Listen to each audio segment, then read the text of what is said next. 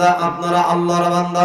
আসমান আল্লাহর, জমিন আল্লাহর, পাহাড় আল্লাহর, পর্বত আল্লাহর, নবমণ্ডল ভূমণ্ডল, এক কথায় সবকিছুর মালিক আল্লাহ। ইন্নাল্লাহা আলা কুল্লি শাইইন কাদির, সব ক্ষমতার মালিক যিনি, তিনার নাম হলো আল্লাহ। আল্লাহর সাথে দেয় যারা পাল্লা, আমার আল্লাহ তাদের রাখে না ঘাড়ের কাল্লা। চিৎকার দিয়ে বলে সুবহানাল্লাহ। মুসলমান ভাইরা, ফিংরি মুসলমান শুনে রাখেন, ঐতিহ্যবাহী ফিংরি দারুন নাজাত হাফিজিয়া মাদ্রাসা টিমখানা ময়দান থেকে বলতে চাই, সেই আল্লাহর নাম ধরে ডাকতে চাইয়ে যদি আমাকে আপনাকে জীবন দিতে হয়, আমি আপনি জীবন দিতে রাজি আছি। যদি শহীদ হতে হয়, আমি আপনি শহীদ হতে রাজি আছি। তারপরেও আল্লাহর নাম ছাড়তে রাজি নাই। কথা বলেন ঠিক কিনা? সেই আল্লাহর নাম ধরে ডাকতে চাই। আল্লাহর নবী, বিশ্ব নবীজির নাতি ইমাম হোসেন রাদিয়াল্লাহু তাআলা কারবালার প্রান্তরে মা বিয়ার পুত্র ইয়াজিদের কাছে মাথা নত করে নাই, রক্ত দিয়ে জীবন দিয়ে শহীদ হয়ে গেছে। আর রাসূলুল্লাহর উম্মতরা দিলের কান্টা দিয়ে শুনুন, সেই আল্লাহর নাম ধরে রাখতে চাই। আমরা কাব্বাহ কুবাইবের উত্তরসূরি আল্লাহর নবী বিশ্ব নবী বলেছিলেন, ইল হুকমু ইল্লা লিল্লাহ, জমিন যার, আইন চলবে তার। আলালাহুল খালকুল আম, আল্লাহর জমিন আল্লাহর আইন ছাড়া কারো আইন বাস্তবায়ন করা হবে না, হবে না, হবে না। হাতটা দিলে কথা বলেন ঠিক কিনা? রব্বুল আলামিন বলছে, লাকাদ কানা লাকুম ফি রাসূলিল্লাহি উসওয়াতুন হাসানাহ। সেই নবীজির জীবন আদর্শ বাস্তবায়ন করার জন্য যদি কোনো মানুষ জীবন দেয়, সেই মানুষটা শহীদি মর্যাদা লাভ করে। বলেন আল্লাহু আকবার। ও মুসলমান ভাইরা, সেই কোরআনের রাজ কায়েম করার জন্য, কোরআনকে জিন্দা করার জন্য, আল্লাহর কোরআনকে পার্লামেন্টে নিয়ে যাওয়ার জন্য আমাকে আপনাকে যদি রক্ত দিতে হয়, আমাকে আপনাকে যদি শহীদ হতে হয়, আমাকে আপনাকে যদি বাড়ি ছাড়তে হয়, আমরা তাওহীদি মুসলমান বাড়ি ছাড়তে রাজি আছি, রক্ত দিতে রাজি আছি, শহীদ হতে রাজি আছি। তারপরে আল্লাহর নাম ছাড়তে রাজি নাই। কারা কারা রাজি আছেন? তাকবীর দিয়ে আল্লাহকে দেখা দেন। যারা রব মানবে তাকান মুসলমান, আমার রব আল্লাহ। আপনাদের কাছে জানতে চাই, আপনাদের রব কে? আমার রব আল্লাহ, আপনাদের রব আল্লাহ।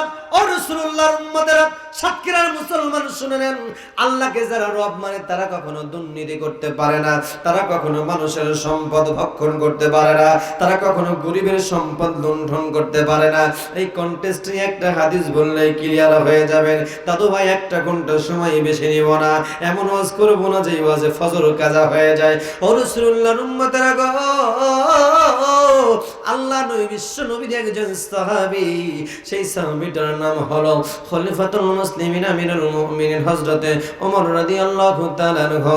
আল্লাহর নবী সাহাবী হযরত ওমর, অর্ধ জাহানের প্রেসিডেন্ট যিনি, আমরা সকলেই তাকে জানি।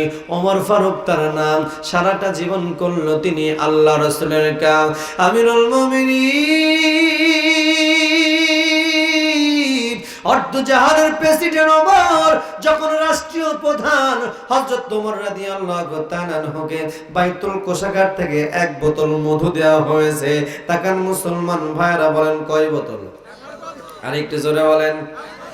এক বোতল মধু দিয়ে দেওয়া হয়েছে। এক মুসলমান ভাইরা, আমিরুল মুমিনিন হযরত ওমর রাদিয়াল্লাহু তাআলা আনহুর হাতে এক বোতল মধু দিয়ে দেয়। আর বাইতুল মালের দায়িত্বপ্রাপ্ত সাহাবী আসলামকে ডাক দিয়ে বলছে, আসলাম ডাক দিয়ে বলছে, ওরে রাসূলুল্লাহর উম্মতেরা শুনে নেন, আল্লাহর নবীর সাহাবী আসলাম হযরত ওমরকে ডাক দিয়ে বলছে, আমিরুল মুমিনিন, এই যে এক বোতল মধু দিয়ে দিলাম, জানি না শুনেছেন কিনা হাদিসটা। হযরত ওমরকে বলছে, এক বোতল মধু আপনাকে দিয়ে দেওয়া হয়েছে। এই এক বোতল মধু আপনি সহ আপনার পরিবারের 5 জন মানুষের ভিতরে ইনসানপূর্ণ বন্টন করবেন। আল্লাহর নবীর সাহাবী হযরত ওমর রাদিয়াল্লাহু তাআলা আনহু বাড়িতে চলে গিয়েছে। বাড়িতে যাওয়ার পরে বিবিকে ডাক দিয়ে বলছে, বাজারে বিবি রে, বিবি তুমি শুনে নাও, তোমার কাছে বলতে চাই, বাইতুল কোষাগার থেকে এক বোতল মধু দেওয়া হয়েছে। এই মধুটা আমার পরিবার সহ সর্বসাফল্যে 5 জন পরিবারের ভিতরে ইনসাফপূর্ণ বন্টন করবা। নবীর সাহাবী ও রাসূলুল্লাহর উম্মতেরা, হযরত ওমর রাদিয়াল্লাহু তাআলা আনহু বিবির হাতে যখন মধুর বোতলটা দিয়ে দিয়েছে, এমন তো অবস্থায় হযরত ওমর বাহিরে যেন একটু চলে যায়। হযরত ওমর বাহিরে যাওয়ার পরে এক দৌড় মেরে আবার ঘরের ভিতরে প্রবেশ করেছেন। প্রবেশ করে ডাক দিয়ে বলছেন, বিবি রে, তুমি শুনে নাও, জেনে নাও, আমি যে তোমাকে মধু বন্টন করতে বলেছিলাম, এই মধু তোমাকে বন্টন করতে হবে না। এই মধুর দায়িত্ব আমি ওমর নিজে হাতে নিয়ে নিলাম। বলেন আল্লাহু আকবার। আর একটু জোরে বলুন না আল্লাহু আকবার। আমার ভাই আমিরুল মুমিনিন হযরত ওমর মধুর বোতলটা যখন বিবির হাত থেকে নিয়ে নেয়, বিবির মনটা অন্ধকার, অমাবস্যার রাতের মতো অন্ধকার হয়ে গেছে। বিবিকে ডাক দিয়ে বলছে, বিবি তুমি একটু ওয়েট করো, সবর করো, ধৈর্য ধারণ করো, আমি একটু পরে তোমার কাছে আসতেছি। রাসূলুল্লাহ সাহাবী ওমর রাদিয়াল্লাহু তাআলা প্রতিবেশীর বাড়িতে চলে যায়। প্রতিবেশীর বাড়িতে যাওয়ার পরে প্রতিবেশীর কাছে ইনসাফ পণ্য বন্টন করে দেয়। বন্টন করার পরে বাড়ির ভিতরে এসে দেখে বিবির মনটা অন্ধকার, অমাবস্যা রাত। বিবিকে ডাক দিয়ে বলছি, বিবি রে তুমি শুনে নাও, জেনে নাও, আমি তোমার কাছে বলতে চাই। বিবি তুমি শুনে নাও, আমি তোমার কাছে জানাই দিতে চাই। তুমি মনে করেছো তোমাকে আমি সন্দেহ করেছি? না রে বিবি, না, কোনো সন্দেহ করি নাই। আমি তোমাকে সন্দেহ করে নাই, আমি আমার আল্লাহকে ভয় করেছি। কেমন আল্লাহকে ভয় করেছে? ওমর ডাক দিয়ে বলছে, বিবি রে আমি জানি তুমি ইনসাফ পূর্ণ বন্টন করবা পারে রে বিবি, কিন্তু আমার কথা হলো তুমি যে হাতটা দিয়ে বন্টন করবা, ইনসাফ পূর্ণ বন্টন করবে। বন্টন করার পরে তোমার হাতের সাথে যে তালুতে যে মধুটুকু লেগে আসবে, সেই মধুটুকু তো তুমি বন্টন করতে পারবা না। কিয়ামতের দিন মুসিবতের ময়দানে আল্লাহ রাব্বুল আলামিন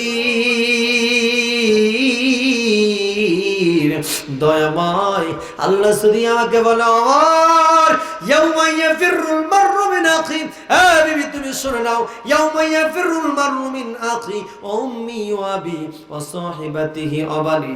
কিয়ামতের দিন তাকান মুসলমান ভাইরা, বর্তমান সময় বিজ্ঞান বলছে, আলট্রা মডার্ন সায়েন্স বলছে 9,30,00,000 মাইল উপরে সূর্যটা।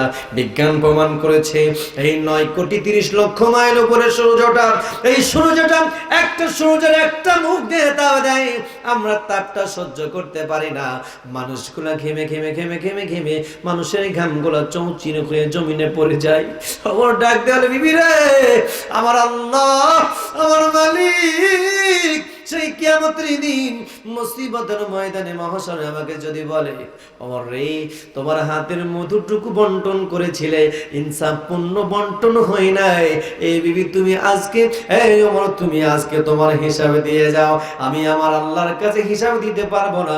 কারণ আমার আল্লাহ বলেন, এই গোলাম শুনুন, জানেন ফামাই ইয়ামাল মিসকালা যাররাতিন খায়রান ইয়ারা ওয়া মান ইয়ামাল মিসকালা যাররাতিন শাররান ইয়ারা।